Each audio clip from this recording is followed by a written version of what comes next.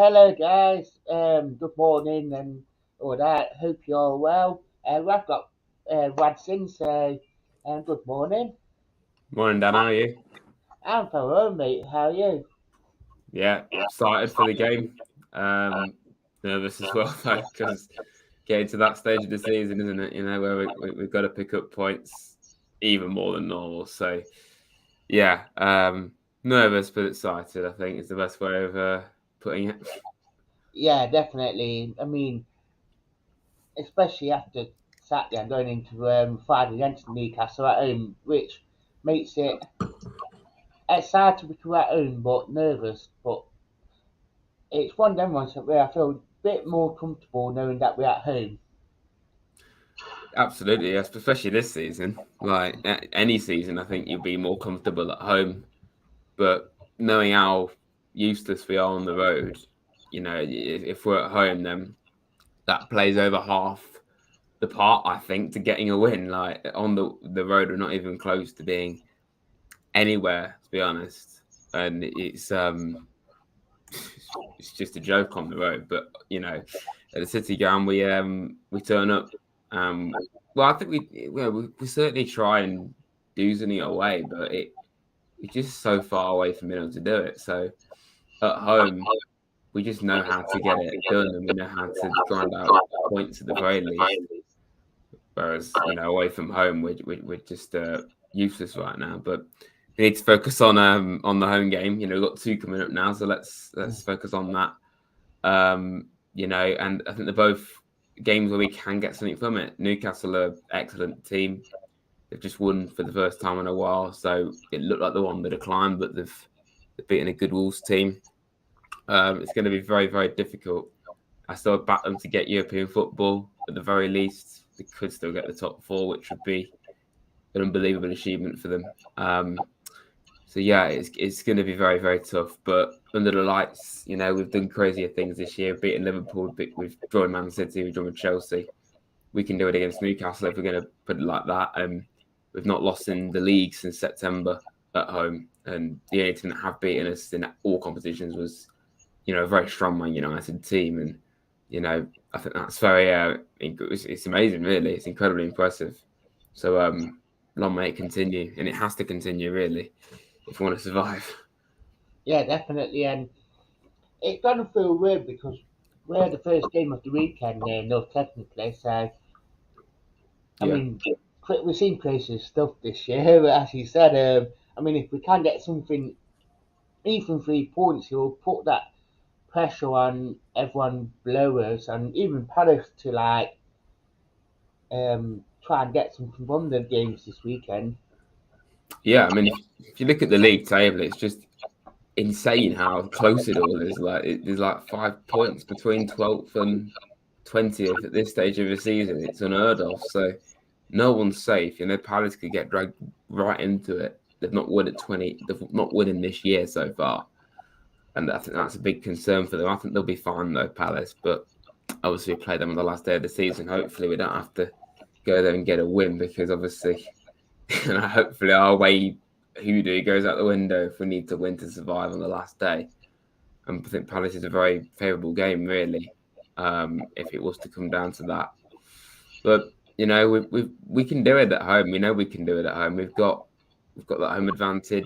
We've got some amazing performances at home this season. So yeah, I have faith we can do something on Friday. It's going to be difficult for sure. Got a really good team, Newcastle, but it's also going to be interesting to see how we line up. Like are we going to have Brennan involved? I'd imagine we would do because he's been called up to the Wales team. I mean, we desperately need Brennan to be fit. Obviously, we've got a lot of important players, but Brennan's been the only one really, particularly since the World Cup, that's been consistently scoring goals and getting involved. So yeah, hopefully he's all right. Mm. I imagine so because if he's injured and not called up by Wales, I mean, you would think they actually communicate between club and country. I'd be worried if they didn't. Yeah, yeah, absolutely. I mean, I wouldn't have thought Wales would have called him up if they knew that he was going to be out. for like even a few weeks, because what's the point in calling him up when they're playing next week? So, I don't understand why they do that, but it leads me to believe he's okay. We need him to be okay because he's absolutely vital to us. He's probably our best player. It's great that we can still say that he's one of our own. All the players we signed, and we're still calling Brennan our best player. He's got so much about him, and he's only come on leaps and bounds since the World Cup in particular. And obviously, he's just adapted to the Premier League very well over time. So it would be a huge concern if he was injured for a while. But at the same time, we do seem to be slowly turning a corner with injuries. Newcastle hopefully should be back, which is going to be like a brand new signing essentially, rather than seeing him play for us. And of course, I think Yates should be fit enough to play on Friday from the start. I'd be starting him if it's possible, or maybe doing it in reverse, start him and then take him off just to ease him. Continue to ease him back into the mix of it all. That's what I'd do anyway if he's fit enough to do it. I know he played in the under-21s the other day actually, which would have helped him out. So that's good. And hopefully Taiwo and Duarte are not too far away either here. So I think those two will be really solid assets to bring back into the team. I think we've missed Duarte in ways, and we've definitely missed a 1A. None of us are quite sure about Wood or AU, and obviously Wood might be out now. I think everyone's got their opinion on Dennis, and I think everyone's feeling quite sorry for Sam Surridge because he seems to have just been pushed out, which I think is really harsh on him personally. But I think it's clear to see that Taiwo is our best striker, so it'll be a huge boost when he's back. But yeah, good to see players coming back from injury, and like we say, hopefully Brendan's all right as well. Yeah, Lurkwan saying good evening. I said good evening. Brendan pulled up to Rose, very positive. But yeah, totally agree about Brennan and that. I mean, it's even that much, and even I know Lurkwan put in the chat about Newcastle wanting Johnson and Man City looking at him as well. So I mean, it just proves how vital Brennan is, especially this season. How he stepped up.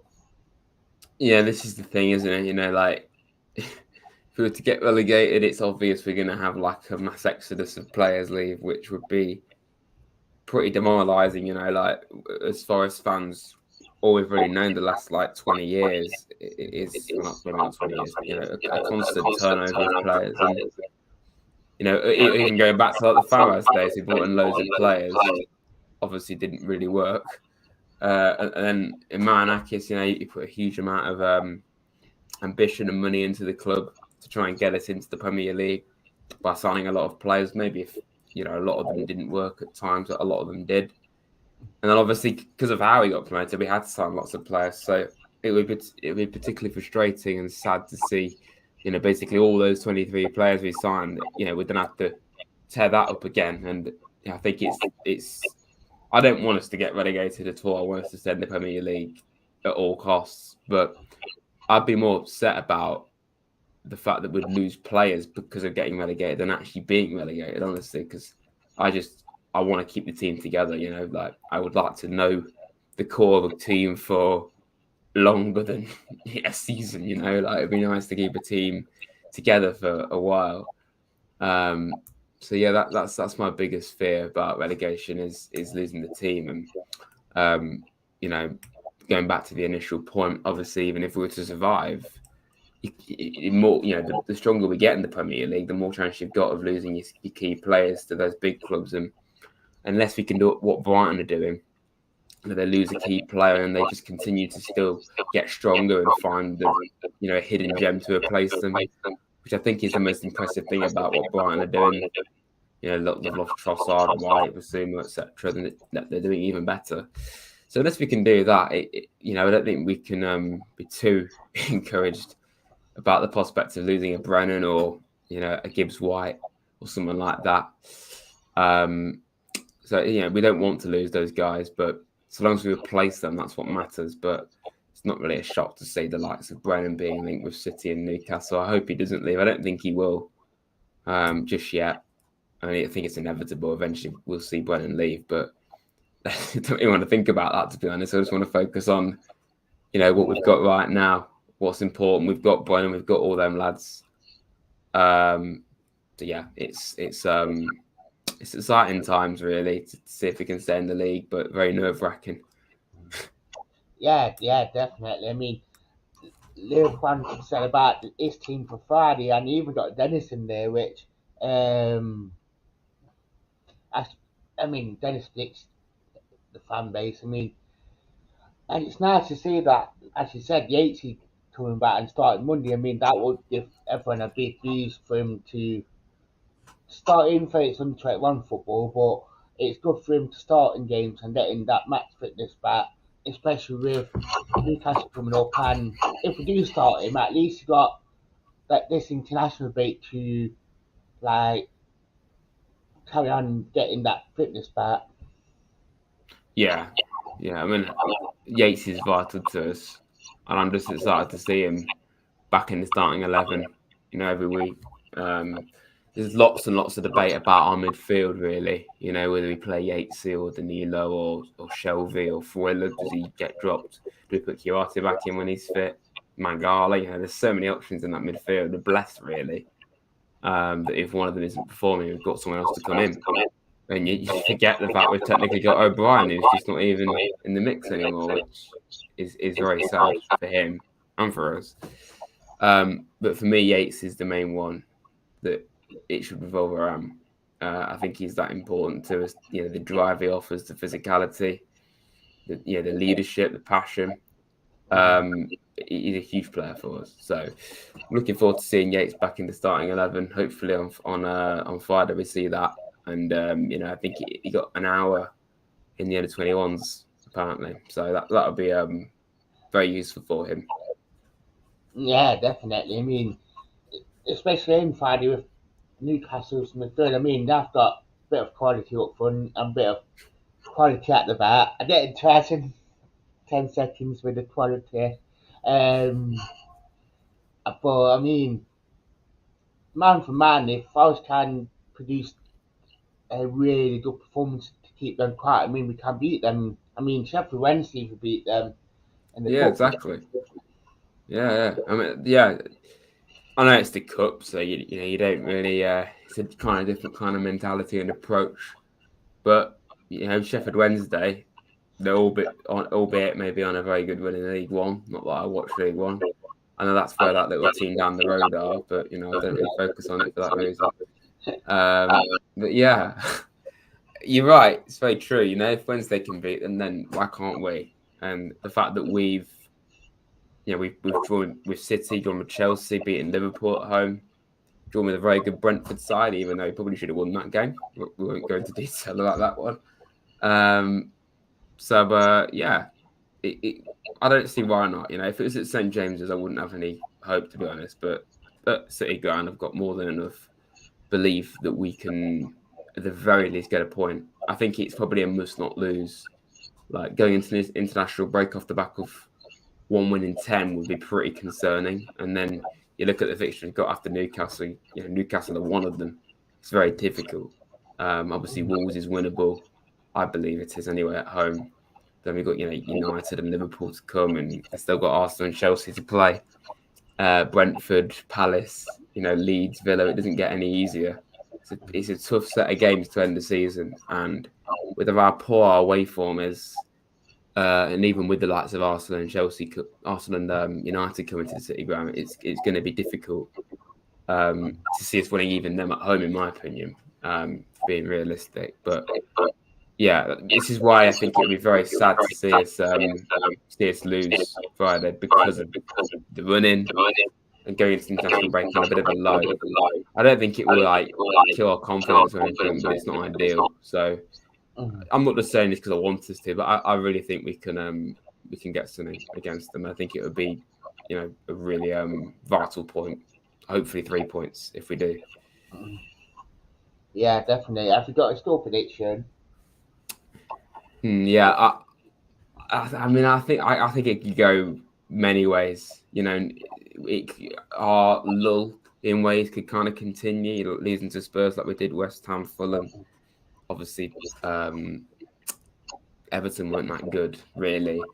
Could continue, and what we're talking about. Newcastle could come and beat us by a few, but I don't think they will personally. I think we could either do what we've done a lot of times this season and nick it 1-0, or they could beat us by like 2-0. But I'm going to go for a draw, and I think that would be a very encouraging point. Obviously, it's not what we want. We want to be getting a win. We need a win because of how condensed it is down there. But yeah, I'm going to go for a 1-1 draw. You got scoring. I want Super Sam to get on the pitch, so I'm going to say Super Sam. Oh, interesting. I know. I made a bit of a joke in chat about saying Dennis Winner low, and Lurkon said hopefully. Even Lurkon's agreeing with you. He's saying 2 Thank you, 0 Lacron. I love the optimism. I'm loving the optimism. Yeah, got to be optimistic. Just in new words, and we need the points come on. I love the enthusiasm.